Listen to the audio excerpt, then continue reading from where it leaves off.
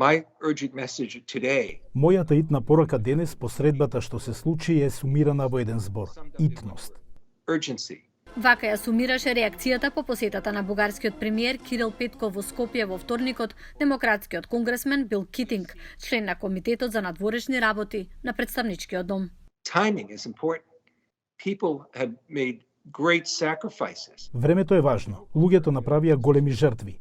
И се надевам дека и Бугарија ќе свати дека Северна Македонија и Албанија направија големи напори и се жртвуваа придвижувајќи го процесот на пристапување напред. И не е лесна задача да се добие поддршка од целата Европска Унија, освен од неа. European Union, except for them. Китинг вели дека разговорот кој сега се одвива меѓу двајцата премиери му дава надеж дека ќе се постигне напредок и оти сега постои можност тој диалог да стане сериозен. Сепак тој вели дека останува загрижен, реален и предпазлив за тоа како ќе се одвива ситуацијата. I think that eventually this will be resolved. Мислам дека на крајот ова ќе се реши, но евентуално не е вистински збор. Постои итност да се делува сега.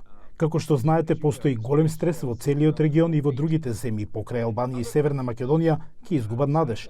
Многу од нив сакаат да почнат да се движат во таа насока, но морат да видат напредок на крајот на тоа, за да им се овозможи да ја придвижат таа агенда напред. Значи тоа е навистина прашање на итност. Тоа е клучно. Тој рече дека разбирот и прашањата меѓу двете држави се чувствителни, особено за јазикот, но убеден е доколку има искрен диалог дека тие ќе се решат. Китинг вели дека преку двопартиското писмо до бугарскиот амбасадор во Вашингтон на најсилен начин побарале од Бугарија да го реши проблемот. I think we'll get a letter back. Мислам дека ќе добиеме писмо назад, се надевам дека чекаат да одговорат со одреден напредок во тој поглед. Ние ќе продолжиме да работиме да го завршиме тоа. Сепак останувам со надеж, но реален. Како што спомнав, се работи за временска рамка. Едно по друго одложување сигурно ќе му наштети на процесот не само во тие две земји, туку и кај другите држави. Според него, Северна Македонија и Албанија треба да останат заедно во пристапните преговори со Европската Унија, за да не се прават дополнителни одложувања на процесот.